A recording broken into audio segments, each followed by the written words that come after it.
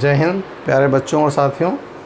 आज हम अपनी भारतीय राष्ट्रीय आंदोलन का अगला चरण लेकर आए हैं, अगला स्टेप लेकर आए हैं। और इस स्टेप में हम आज बात करने वाले हैं एक ऐसे वीर सपूत की जो भारत माँ से भी उतना प्यार करता था जितना कि पूरे विश्व से। हमारी वसुधैव कुटुंबकम का वो बहुत बड़ा प्रणेता था और आज तक वो एक रहस्य ही है। अनफॉरगेटेबल कहा जाता है उनको, जिन्हें भूला नहीं जा सकता। हम बात कर रहे हैं ऐसे वीर सपूत सुभाष चंद्र बोस की।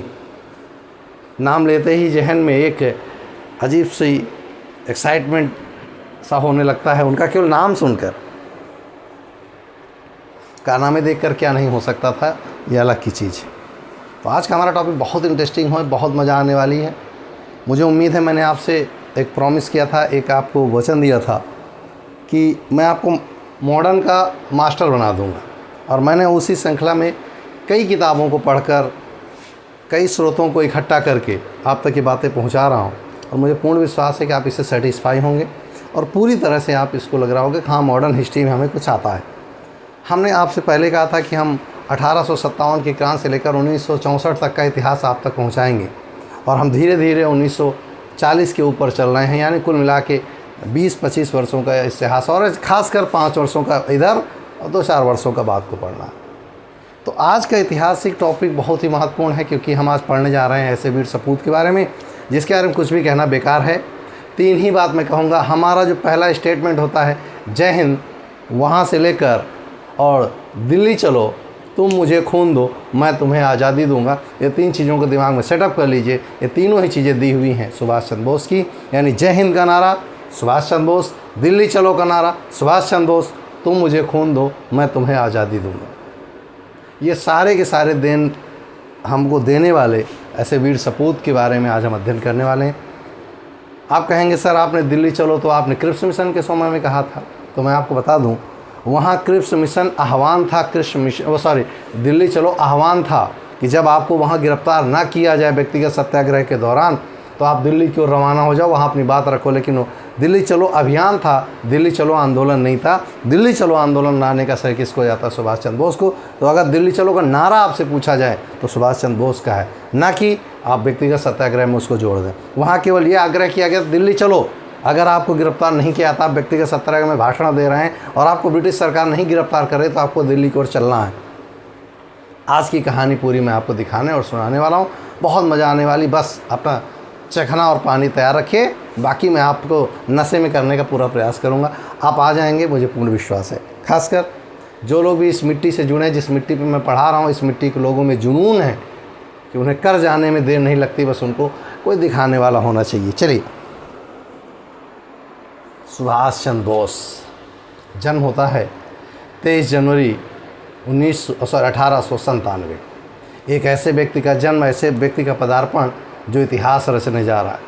इस व्यक्ति का जन्म, इतिहास क्यों पढ़े? मैंने अभी तक आपको पृष्ठभूमि केवल पढ़ाई है और आज पढ़ाने जा रहे हैं हम उनका जन्म।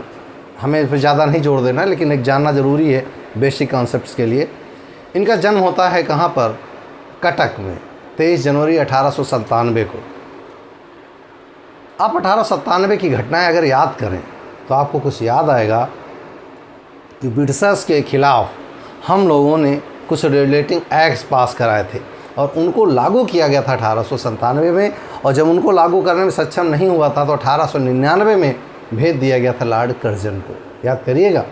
1857 में इनका जन्म होता है कहाँ पर? कटक। कटक माने उड़ीसा, और कटक में इनका जन्म होता है। वर्तमान में वो उड़ीसा में आता, पहले बंगाल का हिस्सा था। आपको अच्छे से बंगाल, बिहार, उड़ीसा एक ही हुआ करते थे। तो इनका जन्म होता है कटक नामक स्थान पर। पिता का नाम था जानकीनाथ बोस, जो कि स्वयं कलकत्ता विधान परिषद में सदस्य हुआ करते। यानी कुल मिला के लाइन में कहे कि एक धनाढ़ परिवार में इनका जन्म होता है। एक हेल्दी एजुकेशन इन्वायरमेंट मिलता है और उसका परिणाम होता है कि ये जब अपनी बेसिक एजुकेशन कंप्लीट करते हैं, कलकत्ता विश्वविद्यालय में पढ़ते हैं, ग्रेजुएशन कंप्लीट करने के बाद जहाँ पे ये टॉपर गोल्ड मेडलिस्ट होते हैं, यहाँ के बाद इनके दिमाग में जुनून पलता। अब मेरी बात ध्यान से सुनिएगा।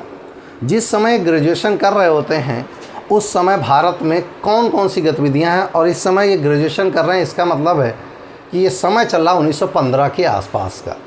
ध्यान सुनिएगा।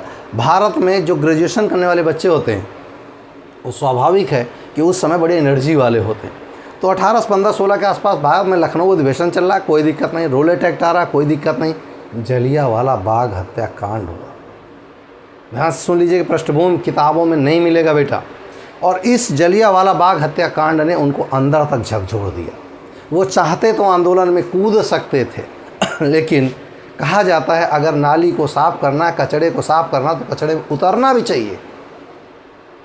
ध्यान से सुनिएगा। और कचड़े में उतरने का मतलब है, अगर आप सबसे मैं कहा करता हूँ, आप सब प्रशासन का हिस्सा बनिए। आप कर्मचारी नहीं, आप अधिकारी बनिए, ताकि आप उस प्रशासन की उस कुर्सी तक पहुँचे जहाँ आप सफाई कर सकते हैं। आप जहाँ पहुँचना चाह रहे हैं वहाँ सफाई होगी नहीं, आप गंदगी में फंसने वाले हैं। मैं कभी नहीं कहता हूँ कि आप छोटे पैदान मत रखिए पैर, लेकिन रुकिए नहीं, क्योंकि रुक गए तो कचड़े में फंस जाएंगे। इसलिए आप प्रशासन सेवा में आइए। ये दिमाग में उनके भी आया कि अगर मैं ICS क्वालिफाई कर लेता हूँ तो इन्हीं के बीच बैठूंगा, इनकी कमियां जानूंगा, लेकिन इनकी नौकरी नहीं करूंगा। ये पहले से सेटअप था। जो लोग किताबों में पढ़ाया करते हैं ना, उन्होंने ऐड इस्तीफा दे दिया, बकवास की बात। उनके दिमाग में सेटअप था कि मुझे सिद्ध करना है। मैं कई लोग कहा करते हैं हम पुलिस की नौकरी ना करब, हम लेखपाल की नौकरी ना करब। तुम कर ही नहीं पाओगे, तुम्हें क्षमता भी नहीं, तुम SSC रेलवे बैंकिंग कुछ नहीं कर पाओगे। और है अगर तुम्हें करना तो करके रिजेक्ट इस्तीफा देकर आओ, तब मानूंगा। यही करने जा रहे थे सुभाष चंद्र बोस। उन्हें करके सिद्ध करना था कि हाँ हम तुमसे श्रेष्ठ हैं, तुमसे बराबर हैं, नहीं तुमसे श्रेष्ठ हैं, बस हम तुम्हारे मुंह नहीं लगना चाहते, लगेंगे मुंह तुम्हें यहाँ से भगाएंगे। तो इनके दिमाग में ICS सेट होता है। और उस समय ICS की परीक्षा होती थी लंदन में। और ICS की परीक्षा ऐसी नहीं हुआ करती जैसे आज हुआ करती, प्रीमेंस और इंटरव्यू। ये परीक्षा देने के लिए ब्रिटेन जाते हैं लंदन, और लंदन में परीक्षा आयोजित होती है। 1920 प्रतियोगी परीक्षा में बैठते हैं, और जब वहाँ बैठते हैं तो वहाँ के टॉपर्स में से एक होते हैं।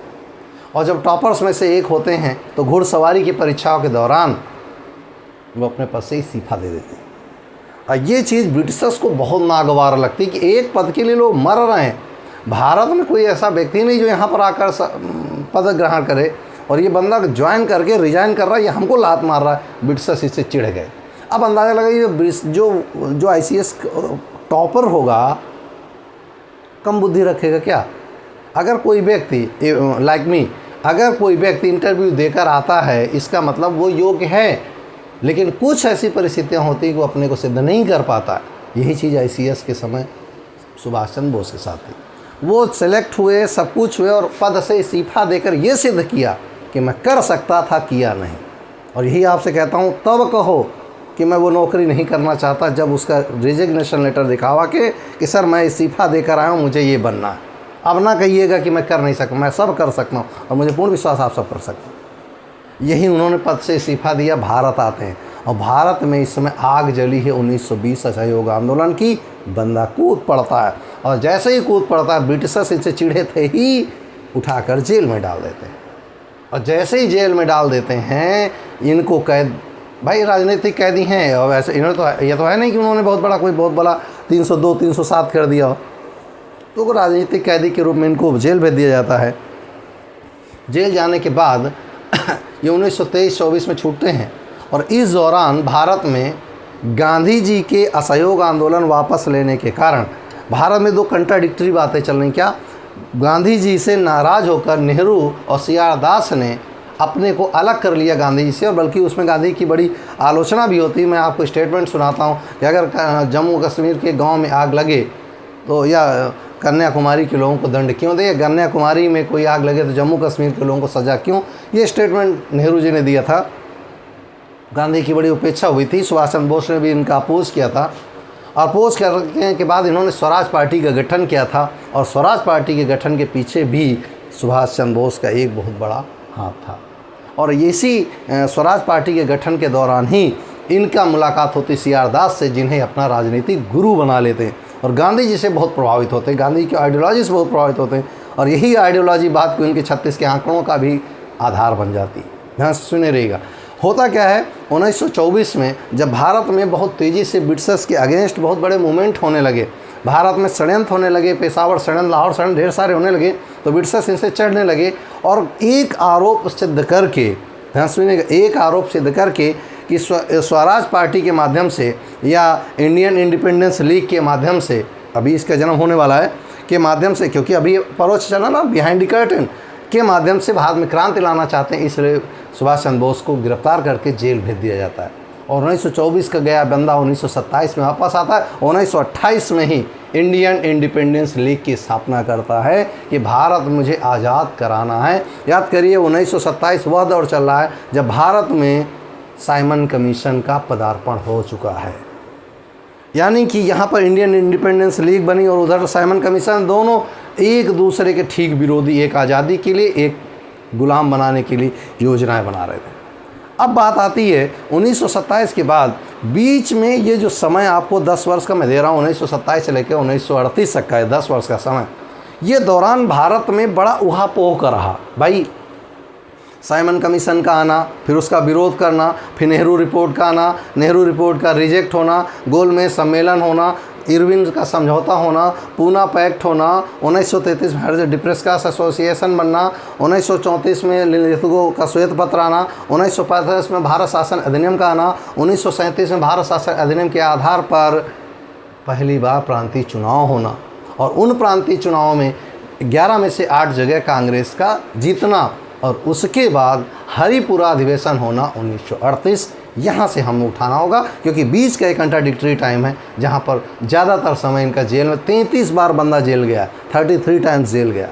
9 बार जवाहरलाल नेहरू गए थे तो वे प्रधानमंत्री बन गए थे, और ये बंदा पहला प्रधानमंत्री बनेगा। आपको जानकारी भी नहीं होगी कि भारत का पहला प्रधानमंत्री जवाहरलाल नेहरू नहीं बल्कि सुभाष चंद्र बोस थे। चलिए आते हैं। इस प्रकार 1938 में हरिपुरा अधिवेशन होता है, और इस हरिपुरा अधिवेशन में इस समय ख्याति अगर बहुत ज़्यादा किसी की है तो सुभाष चंद्र बोस की, क्योंकि वो सीधे डू आई डाई वाला हिसाब किताब, मारो मरो मारो मरो, कोई बीच में नहीं फर्क पड़ता। और 1938 में जब हरिपुरा अधिवेशन होता है, इसमें लगभग मैं बोल रहा हूँ पूरी कांग्रेस एक मत से होकर सुभाष चंद्र बोस का सहयोग करती है, और इस बात से कहीं ना कहीं गांधी जी आहत होते हैं कि कांग्रेस वन साइडेड होती जा रही, ध्यान सुनिएगा, और वन साइडेड ये वामपंथी होती जा रही। क्यों? सुभाष चंद्र बोस पूरी तरह से वामपंथी विचारधारा को मान रहे थे। मानने का कारण भी था कि जहां गांधी जी कहा करते थे इधर मारे, इधर वाला तो गांधी ये कहा करते थे इधर वाला तो मुंह में भूसा मारो फट जाएगा। ध्यान सुनिएगा, तो इस विचारधाराओं में कंट्राडिक्शन हो, तो इन्हें लग रहा था ऐसा ना हो कांग्रेस इन्हीं पे चली जाए और एक बड़ा विवाद खड़ा हो जाए। तो अगला अधिवेशन होता है 1939 में, कहाँ? त्रिपुरी, बिहार में।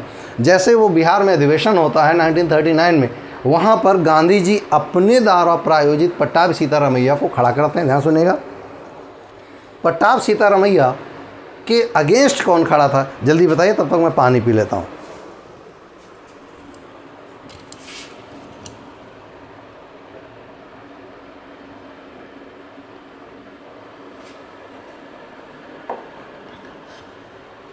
लिख दिया कमेंट पे? हाँ, इनके अगेंस्ट खड़े थे सुभाष चंद्र बोस, पट्टाभी सीतारामैया, और इनको मिलाकर 1500 मतों का पूरा, एक तरह से कहते हैं कि लगभग 70% 80% वोट मिल गए सुभाष चंद्र बोस को, जीत गए। जीतने के बाद गांधी जी को चिटकना था, चिटकेंगे ही भाई, उनका प्रायोजित, सही शब्दों में गांधी इस समय बहुत उच्च कोट पे बने हुए हैं ना, तो उन्होंने गांधी जी के कहने पर या गांधी जी के नाराज़ होने पर, गांधी जी नाराज़ हो गए कि सुभाष चंद्र बोस कैसे खड़े हो गए, और उन्होंने एक पक्षी वो कर लिया है, इनके हाथ में अगर सरकार कांग्रेस चली जाएगी तो नुकसान होगा, भारत का वामपंथी होगा, ये होगा वो होगा, दुनिया की बातें।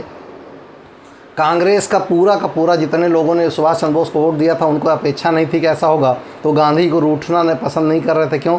गांधी जी ही इस समय एक ऐसे व्यक्ति थे जो देश की आज़ादी के लिए वास्तविक लड़ाई लड़ सकते थे। ऐसा नहीं सुभाष चंद्र बोस नहीं लड़ सकते, लोगों का ऐसा मानना था। तो बहुत सारे लोगों ने सुभाष चंद्र बोस का वहीं पर विरोध करना शुरू किया और कहा कि आप एक काम करें, इस्तीफ़ा दे दीजिए। तो उन्होंने कहा लोकतांत्रिक मूल्यों का हनन है, ये उचित नहीं है। मैंने किसी को दबाव में वोट नहीं डालने कहा, मैंने कोई गलत धारणा नहीं अपनाई, मैंने कोई गलत आइडियोलॉजी नहीं थोपी, तो मुझसे ऐसा क्यों कराया गया। लेकिन वो स्वयं गांधी से बहुत प्रभावित थे, लेकिन यही गांधी जी की विचारधारा से दोनों में कंट्राडिक्शन हो जाता है, और Subhash Chandra Bose at the time Congress से इस्तीफ़ा दे देते हैं, और उसी समय वो प्रण करते हैं कि मैं कांग्रेस से भी बड़ा एक संगठन स्थापित करूंगा जिसका उद्देश्य भारत से कैसे भी करके ब्रिटिशर्स को निकालना होगा। और उस संस्था का नाम था फॉरवर्ड ब्लॉक। क्या नाम था? फॉरवर्ड ब्लॉक, जिसकी स्थापना हुई थी कब? मई 1939 में। ध्यान रखिएगा, मई 1939 में। अब क्या हुआ, 1939 में जब ये फॉरवर्ड ब्लॉक की स्थापना हुई, ध्यान से सुनिएगा, जब इसकी स्थापना हुई उसके बाद 1 सितंबर को, आपको अच्छे से पता है, पोलैंड पर हमला करने के कारण जर्मनी द्वारा पहला विश्व युद्ध, सेकेंड वर्ल्ड वार शुरू हो जाता है। 1 सितंबर से शुरू होता है और 3 सितंबर को, याद करें मई की बात है, मई, जून, जुलाई, अगस्त, 3 महीने का ड्यूरेशन बाद 3 सितंबर को इंडियन आर्मी को, भारत की सेना को झोंक दिया जाता है। कहाँ पर? वर्ल्ड वार में। अब ध्यान सुनिएगा, जो वर्ल्ड वार में झोंका गया है वो ज़रा यहाँ देखिएगा, भारतीय सेना को कितने तरह से भेजा गया, ज़रा देखिएगा, ज़्यादा मैप पर नहीं जाएंगे। भारतीय सेना को एक तो भेजा गया काबुल कंधार के रास्ते से 1, दूसरा भेजा गया पानी के माध्यम से 2, और तीसरा भेजा गया इधर से रास्ते से। ध्यान से सुनिएगा, यहाँ से जा रहा है कैप्टन मोहन सिंह। ध्यान से सुनिएगा, ये कैप्टन मोहन सिंह नेतृत्व कर रहा है भारतीय ब्रिटिश सेना का, जो लेकर जा रहा कहाँ? जापान की ओर, क्योंकि जापान की सेना इधर से आ रही थी। ये दोनों, एक गई इस रास्ते से यूरोप के लिए और एक गई सीधे। ये वाली जो सेना गई थी ये रूस वाली तरफ शामिल हो गई, जर्मनी के साथ, और ब्रिटेन के साथ, मित्र देशों के साथ, और कहाँ प्रवेश करने लगी? रूस की ओर। और जो इधर से गई थी ये शामिल हो जाती है किसके खिलाफ? जर्मनी के खिलाफ। तो कुल मिला के 3 तरह से सेनाएं भारत विश्व में प्रवेश करती। अब भारत में 1940, ये तो प्रक्रिया एक तरफ चली रही, दूसरी तरफ भारत में ब्रिटिशर्स एक नया नाटक रख देते हैं। क्यों रख देते? अगस्त प्रस्ताव को निरस्तीकरण के बाद भारतीय सुरक्षा कानून ले आते हैं, और भारतीय सुरक्षा कानून नहीं, वास्तव में सुरक्षा का नरक था। उन्होंने जितने बड़े नेता थे सबको उठाकर जेल ठोंस दिए। बड़े नेता माने जो क्रांतिकारी गतिविधियों में शामिल हुए, जिन्हें लग रहा था कि ये विद्रोह कर सकते हैं, इनको उठाकर कलकत्ता जेल में डाल दिया जाता है। और जेल में ही इनकी तबीयत बहुत ज़्यादा, क्योंकि उपवास रखने लगते हैं।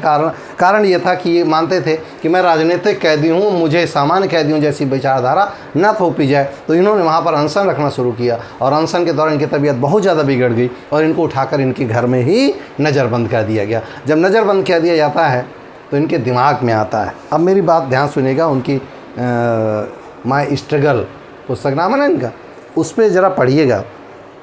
पेज नंबर एग्जैक्ट याद नहीं, शायद 37 नंबर पेज पे लिखा है कि रात को मुझे एहसास हुआ कि यदि मेरा जन्म मरने के लिए ही हुआ होता तो शायद मैं घुड़सवारी के दौरान लंदन में मर गया होता, जो मेरे साथ हादसा ब्रिटिशर्स ने किया था। नंबर 1। नंबर 2, भारत में आते ही इतने आंदोलनों में इतना मैं मारपीट में फंसा, मुझे ब्रिटिशर्स ने इतना यातनाएं दी, अगर मुझे मरना होता तो मैं मर जाता। इसका मतलब मैं मरने के लिए तो नहीं पैदा हूँ, जैसे आपके साथ भी होता है।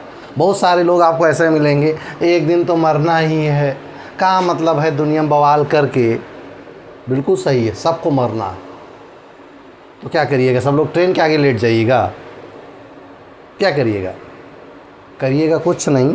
मैं आपको एक छोटी सी कहानी जल्दी सुनाता हूँ, आगे चलता हूँ। हर पतंग को पता है, जो पतंग होती है ना, जो उड़ा करती है, हर पतंग को पता है कि एक दिन उससे कचरे के डब्बे में जाना है। और हम सबको पता है कि हमें एक दिन मरना है, और एक दिन लकड़ियों में बैठ कर टें हो जाना है। बिल्कुल सही है, लेकिन ईमानदारी से बताइए, क्या हमारा जन्म इसी के लिए हुआ था? फिर ईश्वर ने हमें सृजित क्यों किया था? उस पतंग का जन्म कूड़े के डब्बे में जाने के लिए नहीं, एक बार आसमान का सीना फाड़ने के लिए हुआ था। हर जहाज़ जो होता है, समुद्री जहाज़, उसका काम लंगर में किनारे पड़े रहना नहीं, गोदी में पड़े रहना नहीं, बल्कि समुद्री लहरों को चीरना होता है। ये उसका वास्तविक काम है। यही हमारे साथ है। ये निराशावादी दर्शकों, एक दिन तो मरना ही है। तो जो ऐसा लोग कहें उनसे आप या तो उन्हें किक मारिए या उनके आसपास में ठहरिए। ऐसे निराशावादी लोग होते हैं। आपको बिल्कुल सही है कि मुझे मरना है, लेकिन इस आज से और उस लेटने वाले, जलने वाले स्थान के बीच की दूरी आप तय कैसे करते हैं, ये बहुत कुछ मायने रखता है। इसलिए मैं आपसे कह रहा हूँ, सुभाष चंद्र बोस को रात में एहसास हुआ, ये दूरी तो बहुत जल्दी तय हो जाती। किसी का जीवन क्षणिक होता है। 1 मिनट ट्रेन के आगे लेट जाए, जय हिंद, बस के आगे लेट जाओ, जय हिंद। इसीलिए जन्म लिए थे क्या आप? नहीं, सृष्टि ने आपको कुछ और सजीव करने के लिए किया। और वो याद रखिए, ये निराशावादी दृष्टिकोण, एक दिन तो क्या लेकर आए थे क्या देकर जाएंगे, जो ऐसा कहे ना, मिला के कान मारा और कहना चल लिख, चेकबुक पे साइन कर, अपनी संपत्ति लिख, स्टाम्प पैड पे लिख, जब तुझे कुछ लेकर नहीं जाता मुझे ही दे दे, मुझे यहाँ बहुत कुछ करना है। कोई नहीं तैयार होगा। ये सब लफाजी बातें, नकारात्मक ऊर्जा की दुकानें हैं ये आपके आसपास। सुभाष चंद्र बोस को एहसास हो जाता है कि मैं इसलिए तो नहीं जन्मा हूँ। सुभाष चंद्र बोस अपने एक मित्र को बुलाते हैं, उसका नाम था जियाउद्दीन, जो कि एक पठान था। अच्छा खासा शरीर 6 फुट का था सुभाष चंद्र बोस का। उन्होंने, कहा जाता सुभाष चंद्र बोस भेष बदलने बहुत, और ICS की ट्रेनिंग में सिखाया गया था कि भेष कैसे बदलते हैं। इन्होंने उन्हीं की योजना उन्हीं के ऊपर लागू की और उन्होंने जियाउद्दीन का भेष बदला। सुभाष चंद्र बोस गायब, जियाउद्दीन घर में। ब्रिटिशर्स ताकते ही रह गए, नज़रबंद किए थे, नज़रबंद ही रह गए और बंदा निकल गया। वो जाकर सीधा पहुँचे पेशावर। पेशावर में उनका एक मित्र था जिसका नाम था भगत राम तलवार, ऐसे कुछ नाम था, भगत राम तलवार शायद, यस, भगत राम तलवार उनका नाम था। 17 जनवरी 1941 को बंदा निकल जाता है और वो पहुंचता है पेशावर। पेशावर में मिलता है भगत राम तलवार से, जो कि इनका बहुत अच्छा मित्र था। उसने इनको तुरंत ही पेशावर से, ध्यान रखिए क्रम चल रहा हूँ मैं, कोलकाता से पहुँचे पेशावर, पेशावर से पहुँचे काबुल, और काबुल में इनका जाली पासपोर्ट बनवाया जाता है इसी भगत नारायण के द्वारा।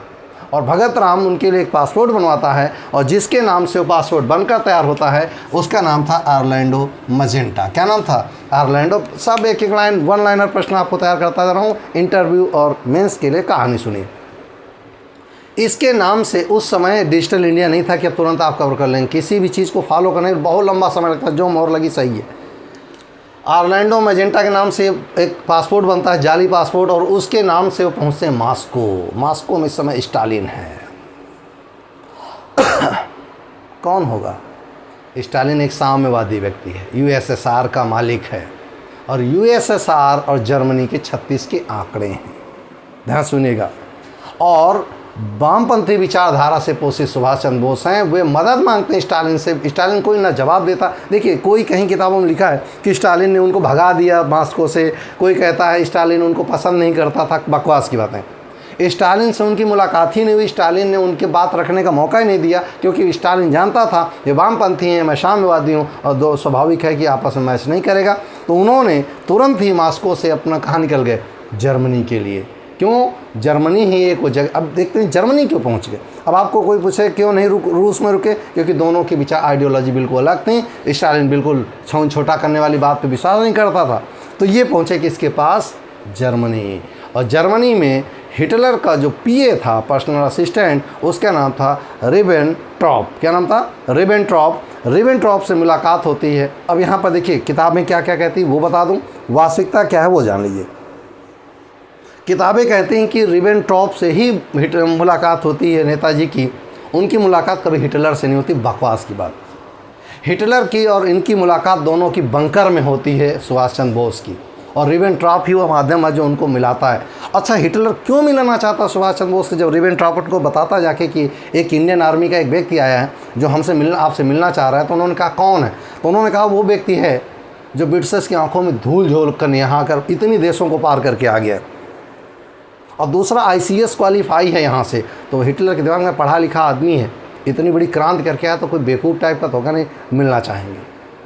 जब वहाँ मिलते हैं हिटलर से, तो हिटलर पूरा आश्वासन देता है कि मैं आपका सहयोग करूँगा ब्रिटिशर्स को भगाने में। ध्यान से सुन लीजिएगा मेरी बात। इसी दौरान हिटलर के से जब रिबेनट्रॉप से इनसे मुलाकात होती है, तो रिबेनट्रॉप ने भारतीय सैनिकों को, जो कि देखिए कहाँ से घुसे थे, ये देखे गए थे ना, ये देखो ये रिबेनट्रॉप ने भारतीय सेना के लगभग 30,000 जवान कैद कर रखे थे या उनको बंदी बना रखा था।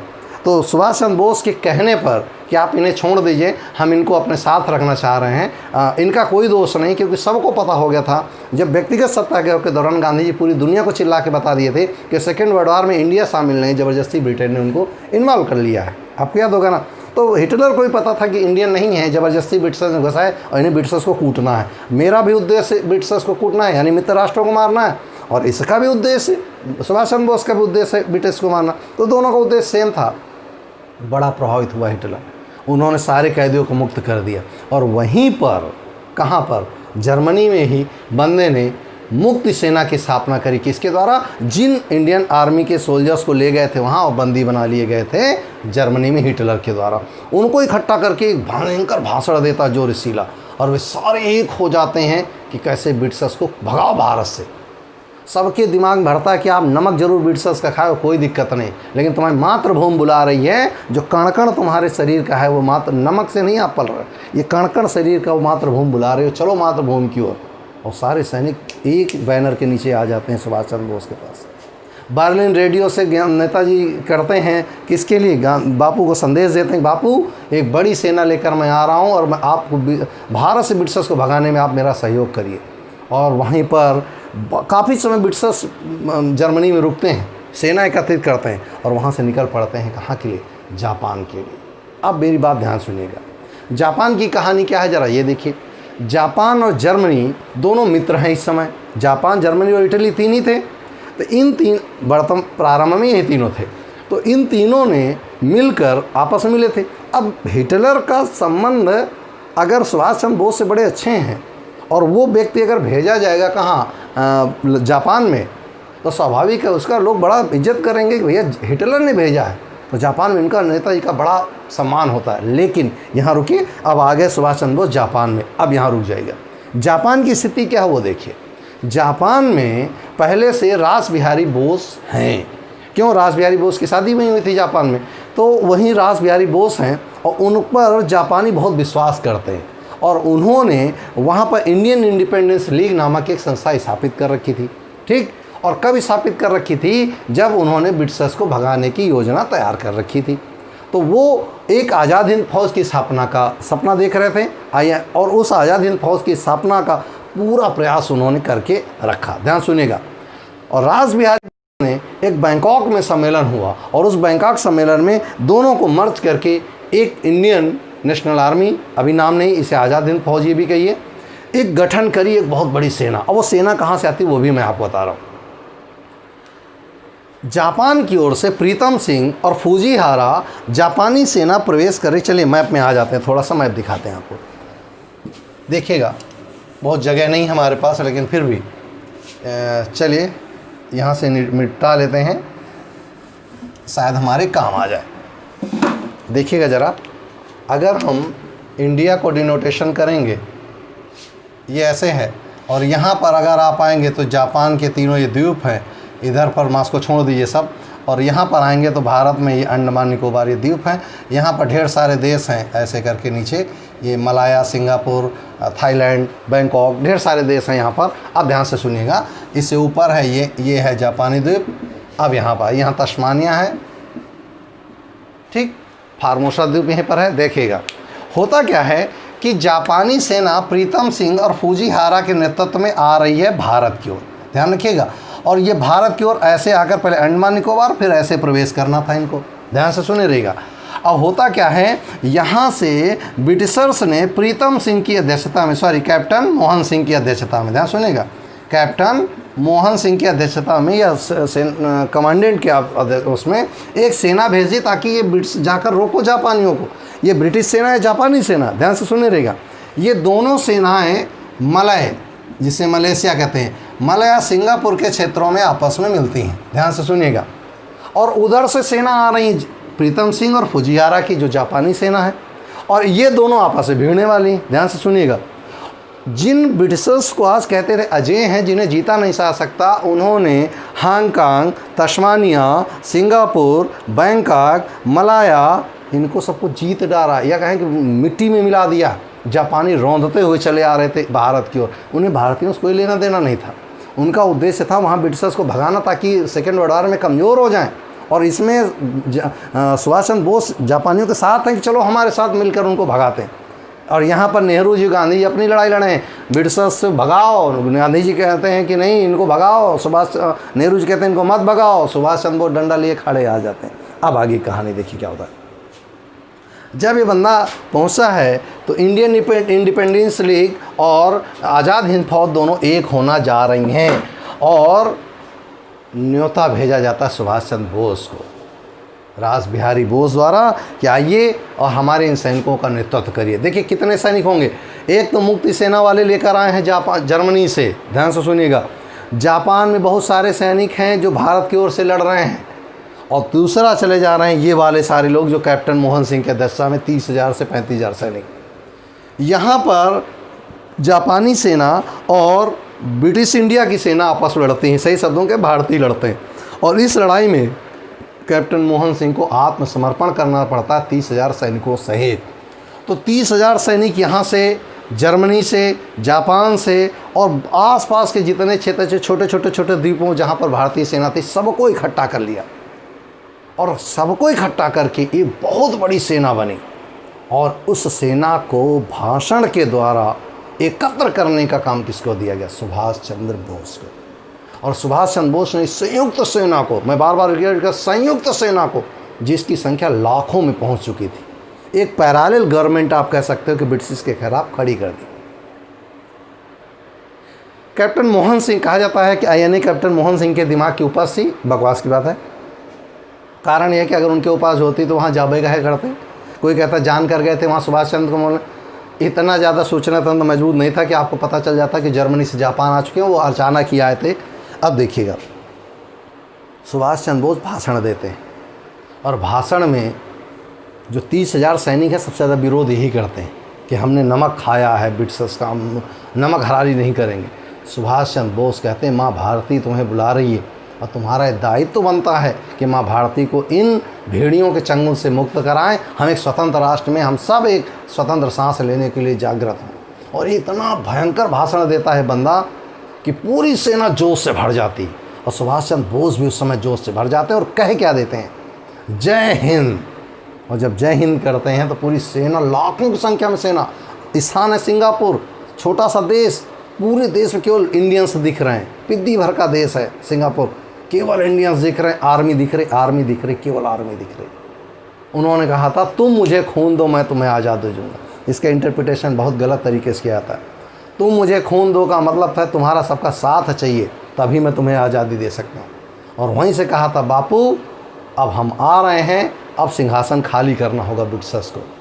तो उन्होंने पूरी सेना से कहा था चलो दिल्ली चलो। विश्वास करिए, अगर कहीं पथ पथरीले नहीं होते, उबड़ खाबड़ नहीं होते, तो शायद रात में ही दिल्ली पे कब्जा कर लिया जाता। लेकिन रास्ता दुर्गम होने की वजह से थोड़ा समय लगा। अब देखिए क्या हुआ, यहाँ पर इन्होंने अपनी पूरी आर्मी को 4 ब्रिगेड में बांटा। अंदाज़ा लगाइए, पूरी आज की सेना किनारे, ये था ICS का दिमाग। उन्होंने महिलाओं का एक विंग बनाई जिसका नाम रखा झांसी ब्रिगेड। सोचिए, आज महिला विंग, आपको याद होगा BSF में आज भी महिलाओं की ब्रिगेड नहीं जाती, अभी पिछले 2 सालों में शुरू की गई। अंदाज़ा लगाइए, उस समय 1943 की बात कर रहे हैं, उस समय महिला ब्रिगेड, क्या बात है। और उस महिला ब्रिगेड की जो कमान थी वो सहगल समाप लक्ष्मी सहगल कर रही थी, और वही लक्ष्मी सहगल हैं जिन्होंने APJ अब्दुल कलाम के खिलाफ कांग्रेस की ओर से राष्ट्रपति का चुनाव लड़ा था।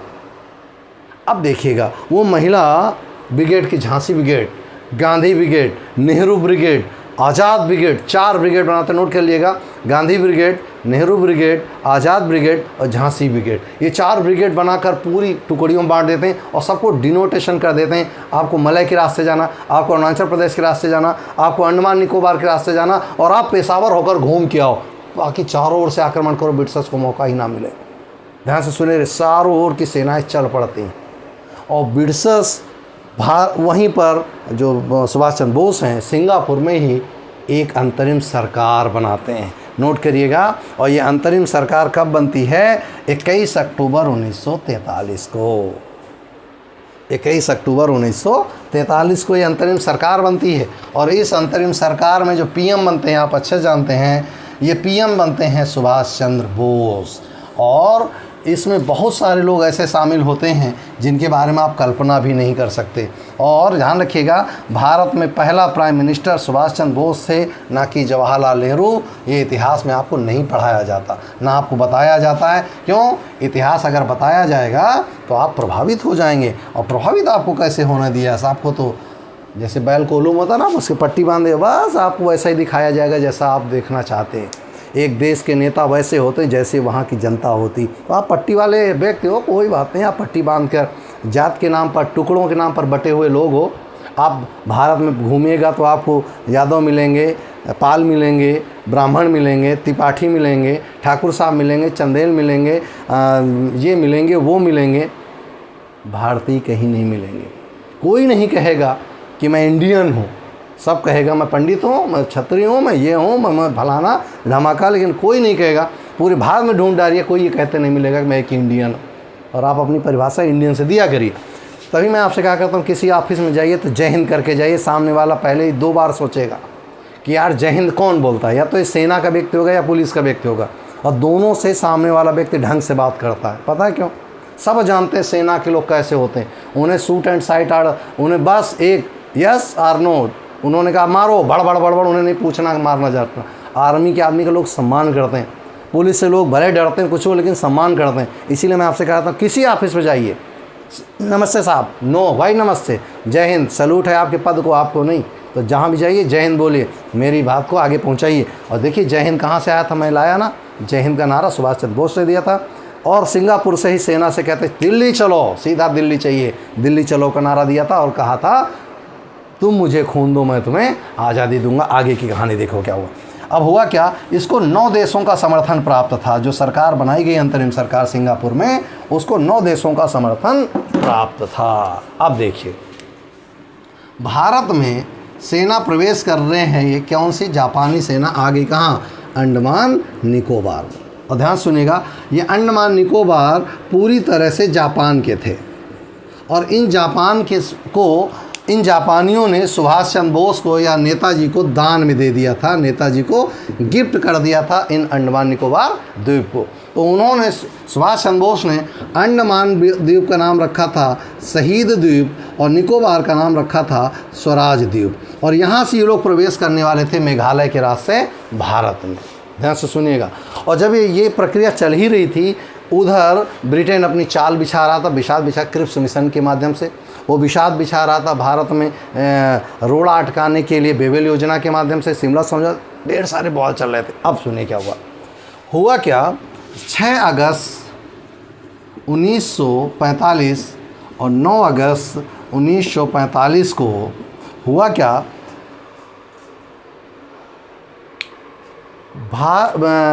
जर्मनी ने, ध्यान सुनिएगा, जर्मनी ने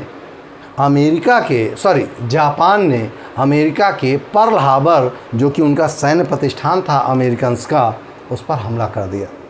और हमला करने के कारण उसके बहुत सारे युद्धपोत नष्ट कर दिए। अमेरिका बौखला गया, जो इसका विश्व युद्ध से डायरेक्ट कोई लेना देना नहीं था, क्योंकि मित्र राष्ट्रों से युद्ध हो रहा था, इससे बड़ी अम्मा बनना पड़ा इनको। कहानी कभी सेकंड वार में बताऊंगा कि अमेरिका क्यों शामिल हो गया। कोई लेना देना नहीं था उसको, क्योंकि पूंजीवादी था। उसका क्या मतलब था इन चीज़ों से? अमेरिका के पर्ल हार्बर पर आक्रमण करते हैं। अमेरिका खिसिया कर जापान के ऊपर 6 अगस्त को हिरोशिमा में, 9 अगस्त को नागासाकी में परमाणु बम डाल देता।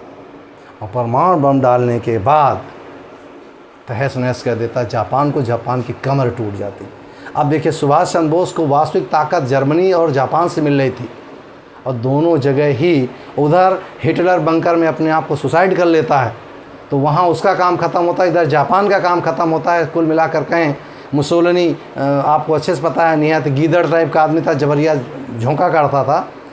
ये सब टूट चुके थे, और जब वे टूट चुके थे, सुभाष चंद्र बोस के पास भी कोई विकल्प नहीं था। तो भारत में कोई भी इनकी सेना प्रवेश ही नहीं करने पाई, और पूरी सेना वापस बैक टू पवेलियन हो गई। कहाँ? जापान की ओर।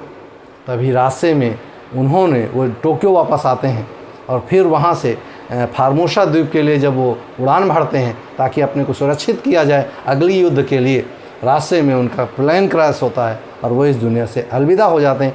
अब किताबों में कुछ लिखा है वो जिंदा हैं, वो ये हो गए, वो हो गए। मुझे नहीं लगता कि 1897 में जन्मा व्यक्ति और आज तक वो बचा होगा, हमें ऐसा विश्वास नहीं है। लेकिन फिर भी ये वो इतिहास है, वो अनटोल्ड स्टोरी है, अनफॉरगेटेबल है।